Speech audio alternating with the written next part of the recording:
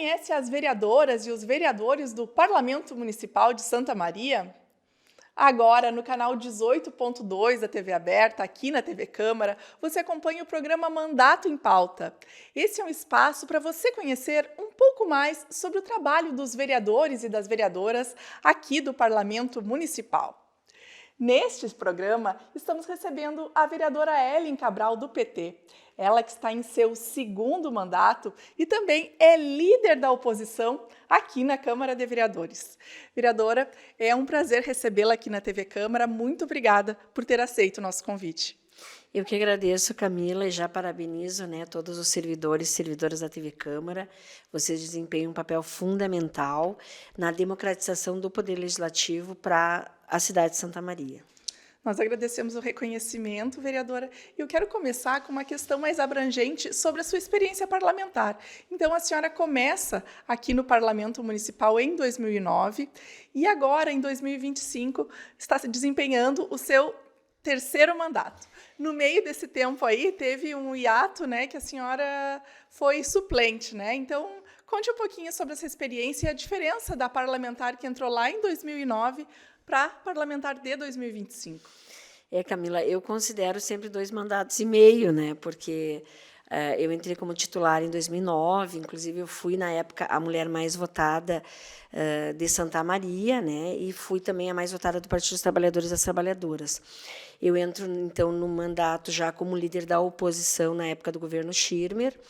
A gente tinha diferentes perspectivas na época do próprio governo Schirmer e acabou muitas perspectivas e expectativas não se realizando, mas nós fomos uma liderança combativa já. Eu sou filiada no Partido dos Trabalhadores e das Trabalhadoras desde 1989, então eu tenho uma luta já de muitos anos e experiência da militância, Camila? E aí, quando tu entra no parlamento, muda um pouco, mas a gente teve uma combatividade muito forte, apresentei muitos projetos, a gente, inclusive, na questão das mulheres, foi muito importante aquele mandato, e agora a gente voltei como suplente, que é muito diferente, Tu não tem determinadas autonomias, tu não tem determinadas possibilidades como suplente, porque tu está, muitas vezes, numa situação que, talvez, quando eu voltei, era 20 dias, depois era 30, depois era 60, acabou que eu acabei ficando, Mas é tudo assim, uma incerteza. Tu não pode assumir várias questões fundamentais da casa, porque tu é suplente, então é bem diferente também. Agora eu assumo como titular, e aí agora a gente retoma, toda uma série de pautas importantes para a cidade de Santa Maria, para a nossa população, mas, com certeza, com um pouco mais de experiência, Camila? Vereadora, a senhora é líder do governo, líder da oposição, há um ato falho aí. O que isso representa? A senhora tem uma postura bem combativa ali na tribuna, trazendo os problemas da cidade, enfim, principalmente na área da educação, que é uma das suas bandeiras, O que representa ser líder da oposição?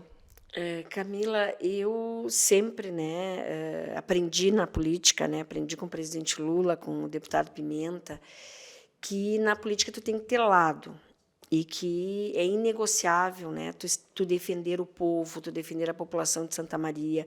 E, como líder da oposição hoje, eu sempre pauto uma oposição comprometida, uma oposição também que tenta contribuir, mas a gente não pode aceitar, por exemplo, várias questões que já estão dadas aí, como uma reforma da Previdência, para os servidores e servidoras. Nós não concordamos, inclusive promessas de campanha, questões que foram negadas na campanha, como que na campanha foi dito que não teria uma reforma da Previdência pelo prefeito Décimo. Ele, em janeiro, vai ter a reforma da Previdência. Em campanha, foi feito várias promessas que até agora a gente não está vendo o desenvolvimento dessas promessas. Então, qual é o meu papel como líder da oposição? É nós cobrarmos as promessas, cobrarmos aquilo que foi dito e, muitas vezes, negligenciado, porque se mentiu em campanha e agora está tendo outra prática. Então, a nossa luta é para que o povo de Santa Maria, em especial as pessoas que mais precisam, não sofram com estelionato eleitoral, com promessas que não são cumpridas, agora mesmo os servidores não venham pagar Eu, como sou vítima de uma reforma da Previdência, eu sei o que isso significa no bolso do servidor, para a sua família, para o seu filho, para a sua mesa. Então, eu vou lutar muito, né, para que essa reforma não aconteça e que seja assim, que não atinja os servidores como a reforma da Previdência atingiu os servidores do Estado, por exemplo, né, Camila? Nesse quesito da reforma da Previdência, a senhora é uma que defende que os projetos venham com mais tempo para serem analisados pelos parlamentares, né? A senhora vai seguir pedindo isso para que consiga, de repente, emendar esse projeto e não ter tanto prejuízo, né, para os servidores, se for assim, né? Eu que acompanhei assim final, né, na verdade, 1 ano e meio ali do governo Pozzobon, a minha crítica muito forte era isso, né, que os projetos chegavam na calada da noite, como a gente diz, né, da noite para o dia, a gente não tinha em regime de urgência, tu não tinha condições de ter aprofundado, de debater, de apresentar emenda. E aí eu solicitei, inclusive diretamente para o prefeito em fevereiro, que isso não acontecesse novamente. Mas, infelizmente, temas importantes da cidade de Santa Maria chegam, como, por exemplo, o transporte público coletivo, chega, né, de madrugada, e aí tu passa aqui até às 6 horas da manhã para votar um projeto fundamental para a cidade. Então, a gente acha assim, completamente desrespeitoso, né?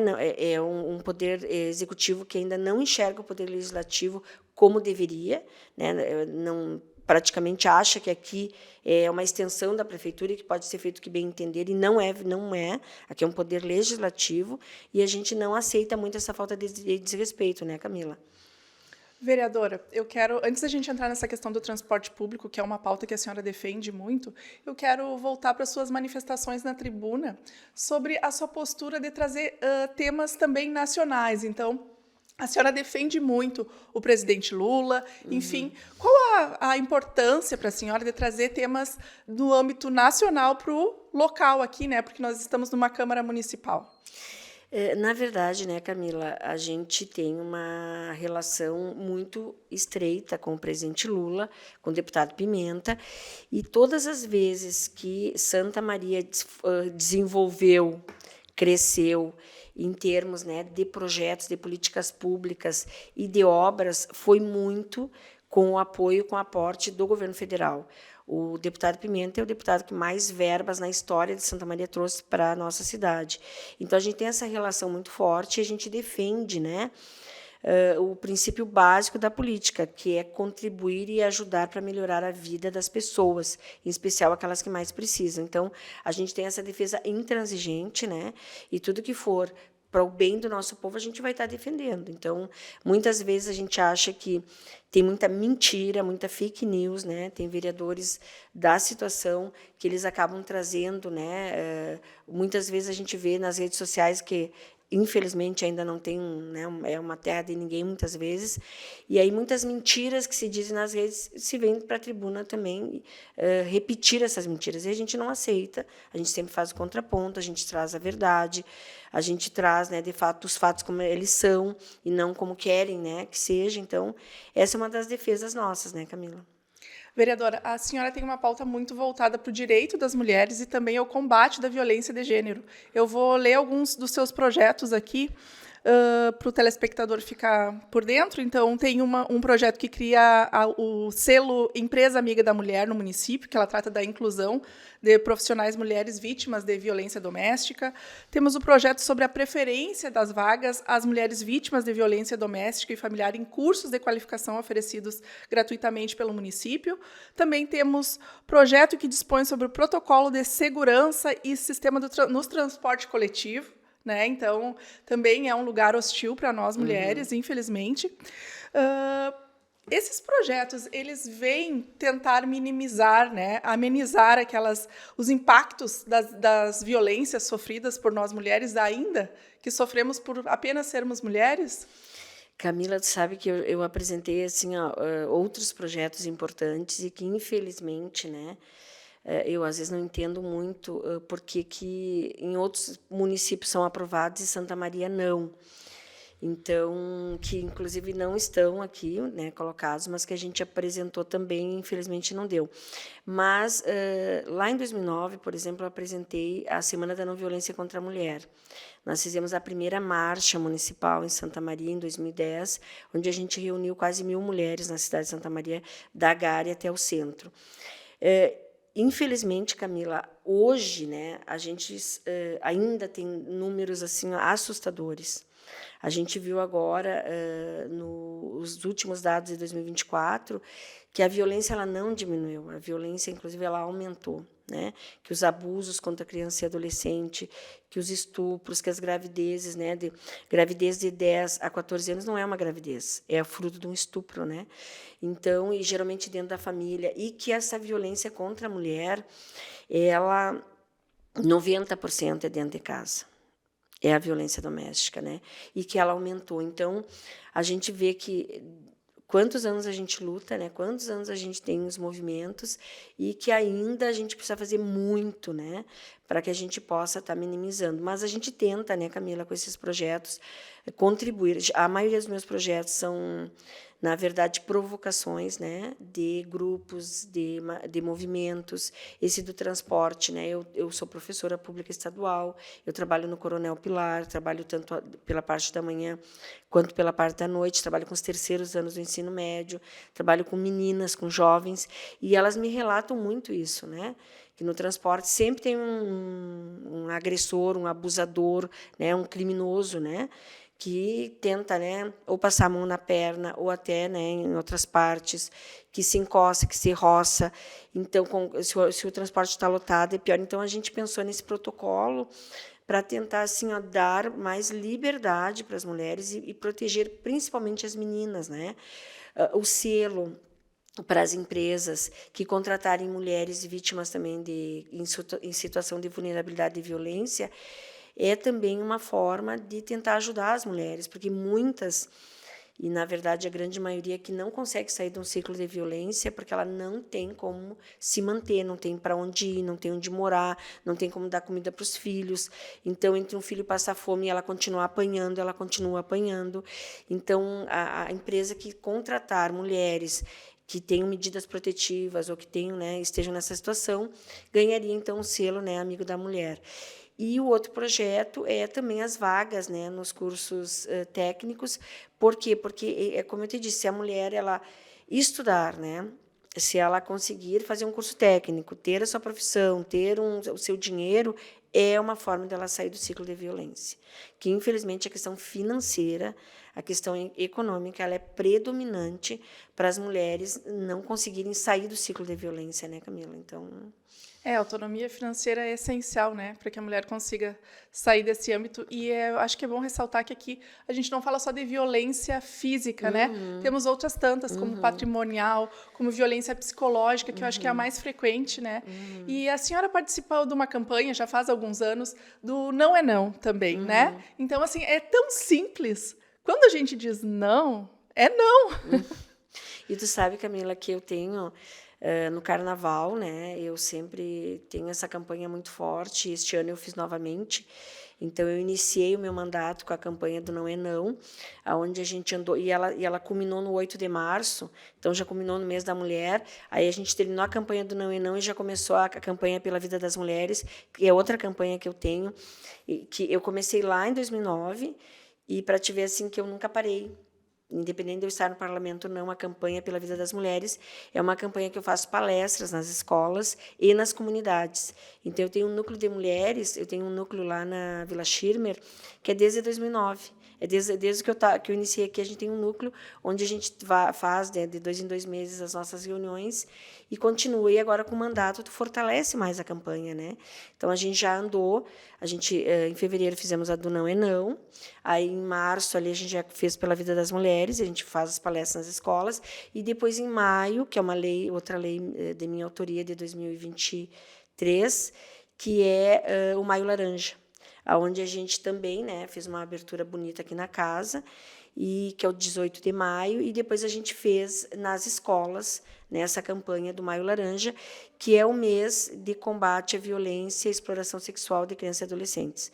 E que foi assim, ó, com mulheres eu estou acostumada, né? Então eu chego para qualquer público e falo muito, mas crianças e adolescentes foi a minha primeira experiência. E aí eu levei o Conselho Tutelar junto, né? E as conselheiras fizeram falas muito importantes. Eu trabalhei com o Conselho Centro-Oeste e o Leste, né? E a gente conseguiu fazer um trabalho muito importante nas escolas que nós fomos. E eu fiquei chocada, assim, Camila, porque cada escola que a gente ia era 2 ou 3 crianças no final nos procurando, sabe? E, inclusive, uma delas, no Diácono João Luiz Pozobon, lá na Vila Maringá, a menina começou a chorar no meio da palestra, assim, sabe? Foi, assim, de tudo que eu já fiz, foi um dos trabalhos que mais me emocionou e me marcou, assim, este ano. Então, o Maio Laranja ele é muito importante. Ele é muito importante. Santa Maria precisa muito, porque a política pública da nossa cidade ainda é muito aquém do que deveria. E disso a gente teve, inclusive fui convidada na OAB, eu dei já 2 palestras na OAB, a gente foi para a universidade, a gente tem andado muito também com esse tema, Camila, que não era um tema tão forte no meu primeiro mandato, mas que agora, pelo conhecimento da situação que se liga à violência contra a mulher, porque é uma violência contra meninas e crianças e meninas, né? E até bebês, né? Então a gente também se focou muito nesse trabalho. Vereadora, seguindo no trabalho assim da educação, porque eu acho que tudo passa pela questão da educação, como a senhora colocou. Quando foi dar uma palestra lá na escola, uma menina chorou porque ela se deu conta que ela foi vítima de violência. Porque às vezes a violência está tão normalizada, né, na nossa rotina. E aí a senhora tem um projeto que propõe as escolas sem mordaça, né? A senhora que trabalha nas escolas, que também convive com outras professoras, está se sentindo de alguma forma censurada dentro das escolas.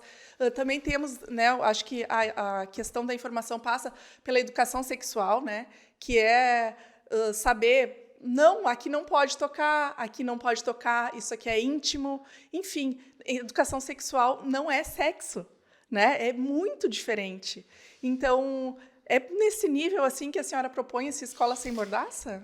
Camila, na verdade, escola sem mordaça eu propus em contraponto ao que a gente estava vivendo muito dentro das escolas, né? Que era tu estar proibida, por exemplo, de falar que não existe ideologia de gênero, não existe. Existe um machismo estrutural na sociedade e que a gente precisa combater. E tu trabalhar o enfrentamento ao machismo, por exemplo, numa das minhas falas eu fui denunciada, que eu estava fazendo ideologia de gênero. Quando tu está alertando a mulher, explicando, dando informação, porque falta muita informação, né? Realmente, assim, tem mulheres que elas se dão conta que elas foram vítimas de violência, ou que são, com as nossas palestras, assim como as crianças. Elas se dão conta que aquilo que o padrasto, que o pai, que o avô está fazendo com elas é violência, quando muitas vezes a gente vai lá e faz a palestra. Só que essas palestras, essas falas, tu trabalhar, por exemplo, o mês de março, o mês da mulher, a gente estava sendo, muitas vezes, censurada dentro da escola. Então, a escola sem mordaça é tu poder trabalhar temas fundamentais que salvam vidas.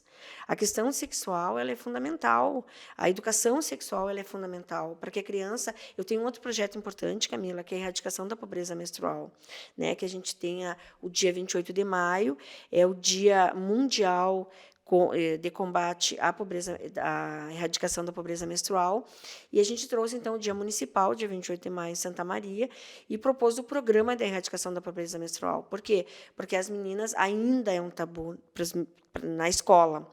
E eu tenho alunas, né, que no 6º ano não iam mais na escola porque a menina se manchou na escola por não ter condições de usar um absorvente, né? Estava usando qualquer coisa menos um absorvente, e aí aquilo causou um constrangimento tão forte, começaram a fazer bullying com a menina, ela não conseguiu mais voltar para a escola. Então, esse programa é um programa fundamental, que tudo está ligado a uma coisa a outra, né, Camila? Tu ter noção do que é uma menstruação, o que é aquele período, por que tu precisa ter cuidar, o que muda de fato na tua vida, ter política pública que te forneça um absorvente. Eu tenho emendas impositivas que eu dei para compras de absorventes, né, para as escolas. Então, e nas unidades de saúde. Então, a gente uma coisa está ligada com a outra, né, Camila? Então, e o Escola Sem Mordaça é um pouco isso, é tu poder trabalhar a erradicação da pobreza menstrual dentro da escola. E não achar que é um tabu, que é feio, que é horrível, e que os meninos têm que saber disso também. Tu poder trabalhar o Maio Laranja e poder dizer que sim, o que é violência, o que não é violência sexual, o que é um estupro, né? Porque às vezes o estupro, se tem a ideia que o estupro é só quando tem a penetração, né? E aí quando a gente fala também, que horror falar isso. O estupro não é. O estupro, quando um adulto tiver prazer com uma criança, com uma menina, com uma mulher, quando alguém tiver prazer contigo, sem o teu consentimento, aquilo é estupro. Então, isso também não se tem a noção, sabe? Então, é um pouco isso, né, Camila? Vereadora, vou avançar nos seus projetos. Agora, um projeto que foi aprovado, já foi sancionado pelo prefeito, que é um projeto que fala da nossa vida cotidiana. Então, eu tenho que agendar um serviço para instalar uma TV a cabo lá em casa, um telefone, enfim. E aí eu tenho que passar o dia inteiro, que passar o dia inteiro esperando, porque geralmente se marca um turno, né? O seu projeto vem obrigando as empresas a marcarem, agendarem um horário. Esse projeto já foi sancionado, como eu falei, já está em funcionamento.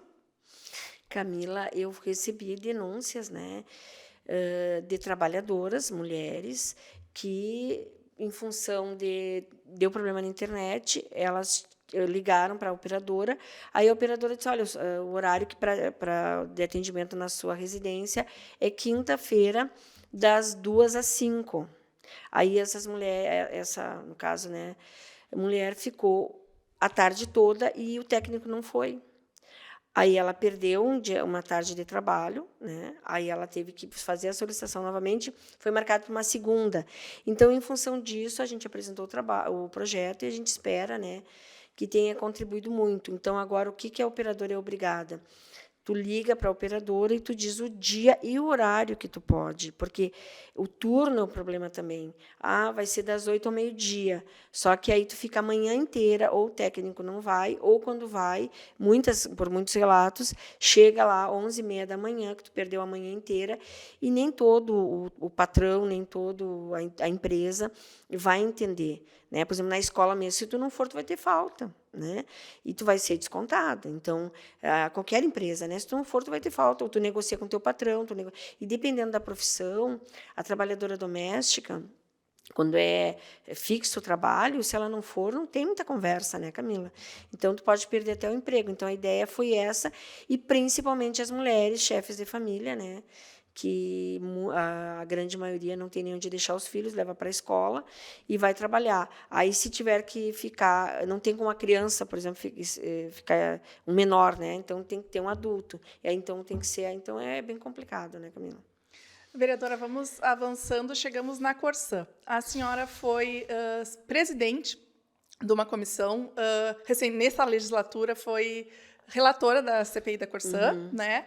E também faz parte da Frente Parlamentar em Defesa da Municipalização e do Serviço de Água e Esgoto em Santa Maria. Como a senhora vê os serviços que são prestados pela companhia atualmente aqui no município?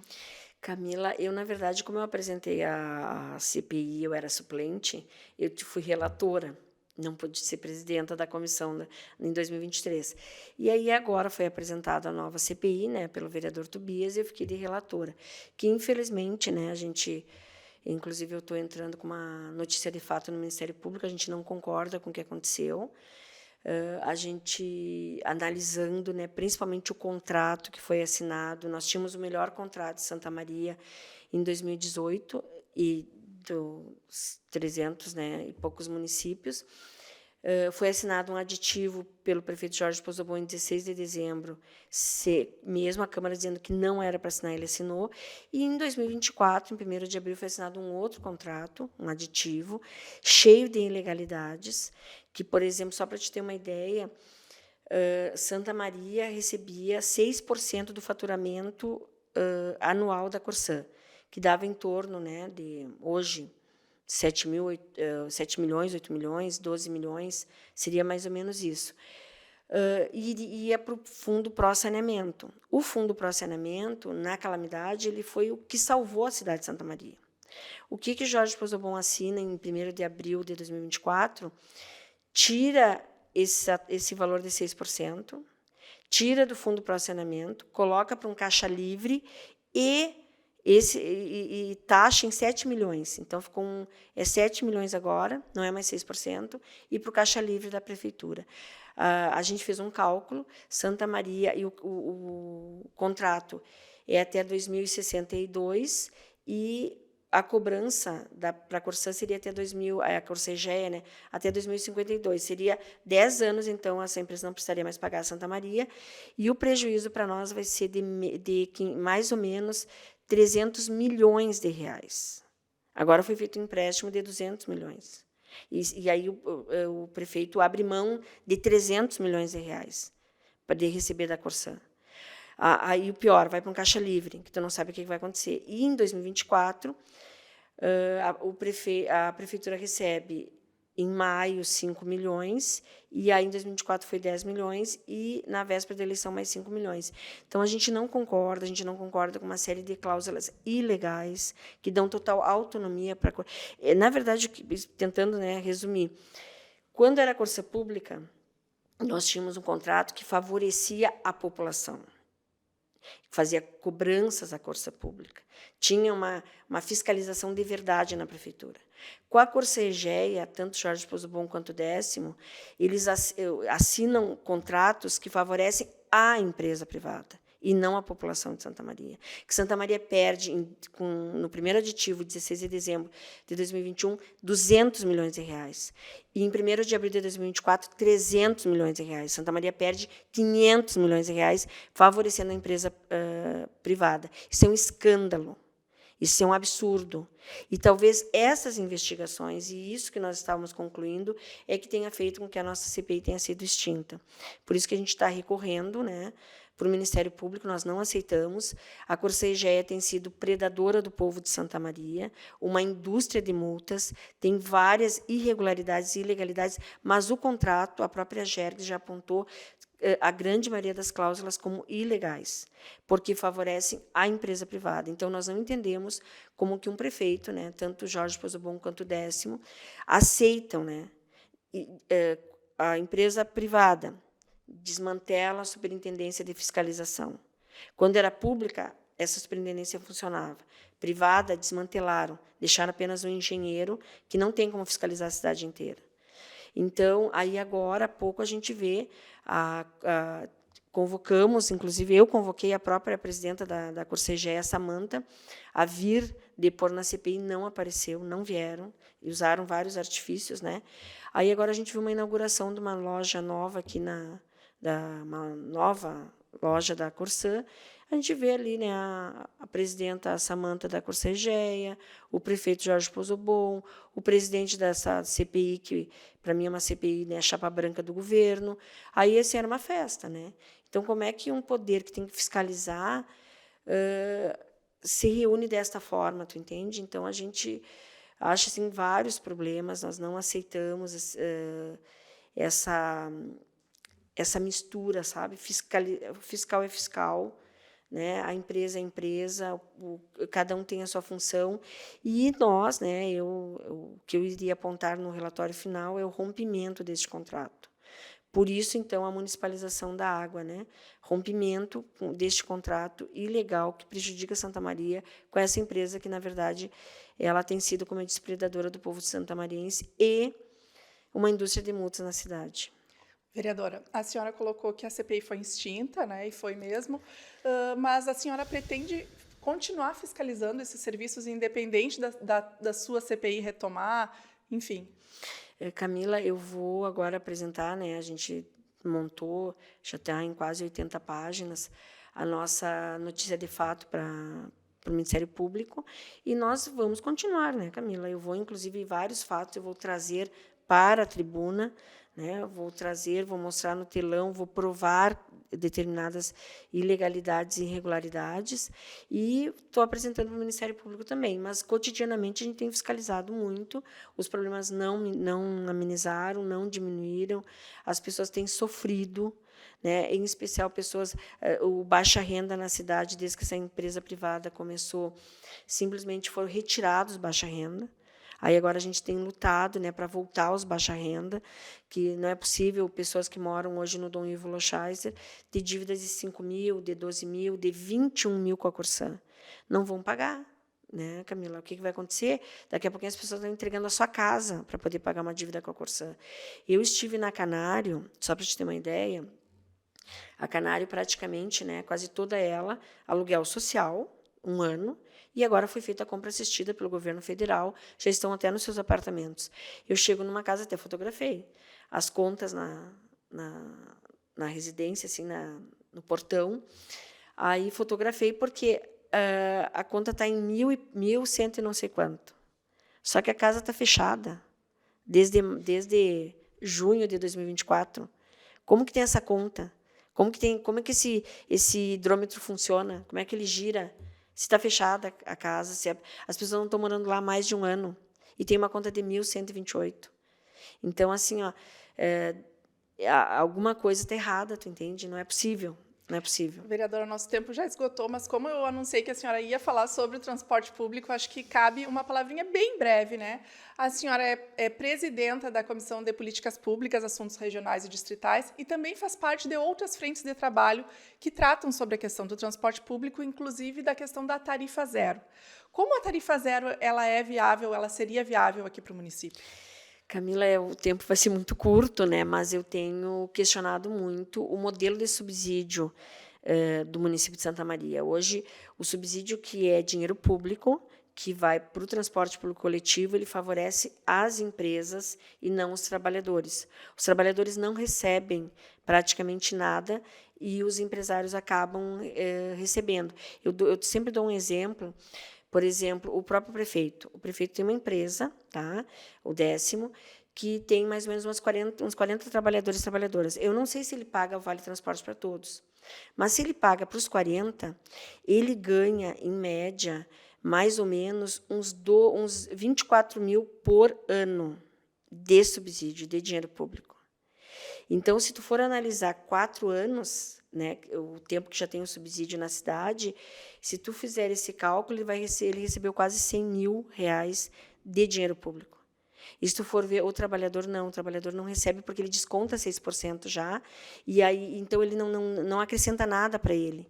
Então, se tu mudar, e eu apresentei emenda na casa, infelizmente não foi aprovada, se tu mudar o cálculo do subsídio, tirando de quem já tem, né, tirando esses quase 100 mil que foi, em vez de ir esse quase 100 mil para o 10º ou para outros empresários da cidade, e for para uma tarifa zero, por exemplo, estudantil, tu tem como pagar, hoje, tu tem como ter uma tarifa zero para o estudante. E é claro que aí a gente precisa, né, pensar em como que tu avança nessa política, né? Por exemplo, um fundo municipal de transporte, tem vários modelos no país que é possível tu pensar e trazer para a cidade de Santa Maria e, de fato, construir uma tarifa zero, mas tem que ter uma vontade política, tem algumas situações que tu precisa desacomodar, de pessoas que recebem hoje, né, que lucram com subsídio. Então, em vez de ir para o empresário, iria para o trabalhador. Então, tem um modelo aí que tem que ser modificado. A licitação, eu já li o edital, os anexos, né, dá 500 páginas, a gente não conseguiu ler os anexos, mas o edital em si, a gente percebe assim, que não vai ter mudanças no transporte da nossa cidade, a gente lamenta, a gente não entende assim, como é que vai diminuir linhas e aumentar o ônibus, é um cálculo que não fecha. A gente lamenta assim, que, de fato, não estamos vendo assim, qual é o futuro do transporte público coletivo de Santa Maria nesse modelo que a licitação está puxando, né? Então, a gente agora vai continuar nessa luta, né, Camila? É um tema que eu, desde o movimento estudantil, desde que eu cheguei em Santa Maria da década de 90, eu trabalho, e estudo e me aprofundo, né, e vou continuar com essa bandeira e com essa luta da tarifa zero na cidade. Obrigada, vereadora. É sempre um prazer conversar com a senhora. Eu agradeço mais uma vez, Camila, né, aos servidores e servidoras da TV Câmara pelo trabalho, né, de excelência que vocês cumprem na cidade e a importância, né, desses espaços pela democratização do Poder Legislativo. Esse foi o programa Mandato em Pauta com a vereadora Ellen Cabral, do PT. Você pode rever esse programa lá no nosso canal do YouTube, que é o TV Câmara Santa Maria. Obrigada pela sua audiência e até o próximo programa. TV Câmara, a tela da cidadania.